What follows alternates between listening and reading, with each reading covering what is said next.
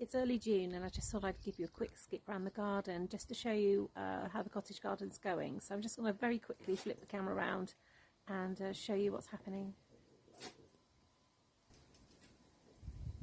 As you can see, the catmint is flowering beautifully now, and the majority of the allium are finished, and I leave them in though because they still look quite sweet and architectural.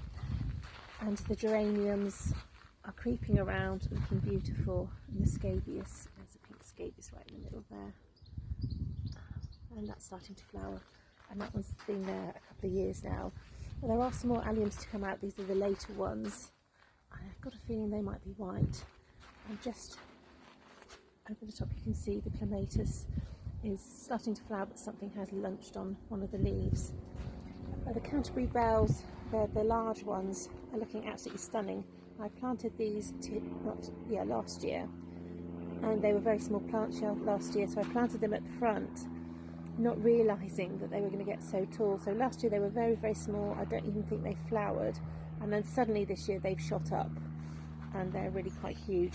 So I'll put a marker in there, and at the end of the season I will move them further back.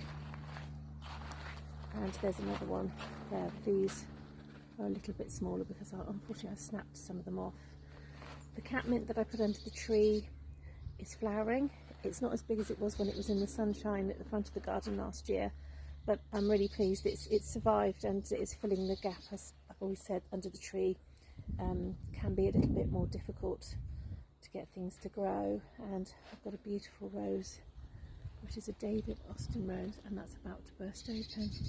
And a little clematis that's climbing up the tree, but right up in the tree, and I don't even know if you'll be able to see, but I'll try to zoom in, is a beautiful white rose, and it's climbed the tree all the way up, and that is a David Austin rose, and I think it's Catherine Austin, but I can check that and put it in the details later on for you. So that's doing really looking very pretty. There's cherry trees really struggling. I understand a lot of trees are struggling this year, I think because of the very dry weather we had last year. Although saying that, my willow is doing incredibly well, and you can see it almost looks like it's got little flowers on the end of it. It's really beautiful. So you'll have to excuse all the strange noises. My little Frenchie's got a bone, and she's making a lot of noise about it this morning. And Tally's there in the background just sunbathing. Okay, so at the front of the cottage garden area, the beautiful lavender is just about to come out, and the daisies are about to come out. You can see the buds are quite tight, but there won't be many days before they burst open. And my beautiful white lupin has been an absolute picture for days and days now, and it will go on flowering. As you can see, already the new flower heads are coming along to follow the first. And I've got another daisy, and then over here we have this beautiful peony that I'd forgotten I'd planted, and I wasn't sure what colour it was going to be, but I did suspect it would probably be pink or white. It smells insane, so I'm really pleased about that, and it's got a couple of flowers on it, so that's really good. I'm really pleased about that. It's been there a long time, never done anything because the catmint just overwhelmed it. It didn't get enough sunshine. And there's Willoughby. Hello Willoughby, good morning. And yep, then moving on, you can see the geraniums are really doming up. Sorry Jasmine, looking really lovely, and just that whole area now is really filled in. And actually when you sit and have a cup of coffee, you're just surrounded by beautiful colour and all the bees, and it's just lovely, and the smells, it's fantastic. And over to the pond area, and you can see already how much that Gunnera type plant has just really done well. It's much happier than it was in a pot, and the pond is just trickling away, and the ferns have grown, so it's a really lovely shaded area.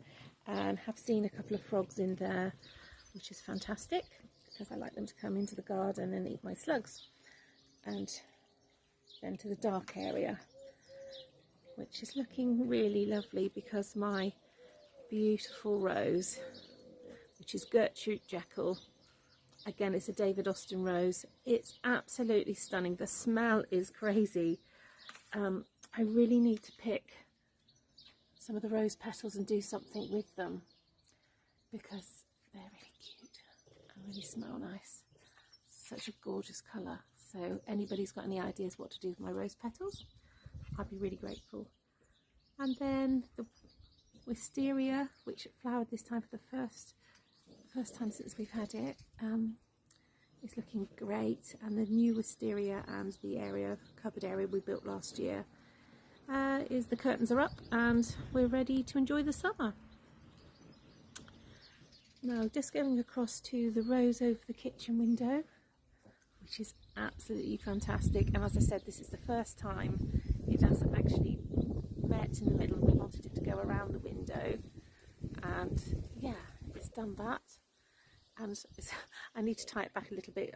I wanted it so that I could see from the kitchen the roses, and so looking out would look beautiful, but it's got a little bit carried away and it's actually right across the window. So I do need to tie that back a bit, but this is just such a beautiful rose. Just look at how, it's a double rose. How beautiful is that? And again, this one smells really nice.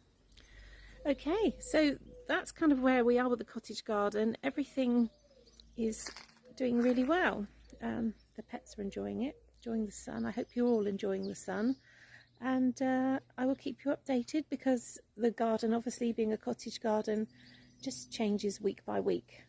So I hope you've enjoyed the quick tour, and I'll talk to you all again soon. Don't forget to like and subscribe, and enjoy this wonderful weather.